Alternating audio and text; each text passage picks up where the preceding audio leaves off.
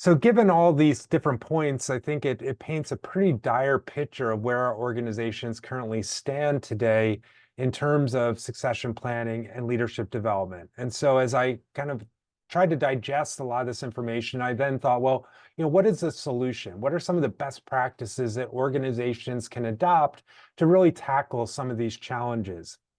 So I went and scanned a variety of sources to try to identify what are those best practices, and I've listed several of those here. What was interesting is you really think about a lot of the best practices that are recommended. It's difficult to see how they really match up with the current reality that we see in today's environment.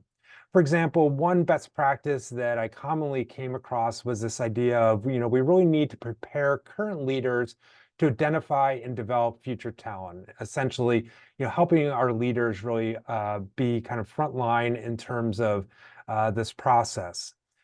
However, at the same time, there's also emerging evidence that more and more leaders are working in remote and hybrid roles. And as they do this, it's becoming more challenging for them to really get to know and develop and coach their talent. So clearly a disconnect between how we've been adopting some of these new work models and the kind of push to put leaders more in charge of really developing and identifying talent. Similarly, another common recommendation was this idea of taking a long-term view and surfacing high potential talent earlier in their careers so that we have time to really develop and prepare them for these future roles. And certainly we heard some of this during the working group that we did, that organizations are trying to push succession planning and the identification of talent, really deeper and deeper into the organization. However, this is also going to be challenging given what we've seen in recent years with the high rates of turnover and just the increased mobility and boundaryless careers that employees have today. Are these investments in identifying talent earlier really going to pay off if employees are not going to be with our organizations long term?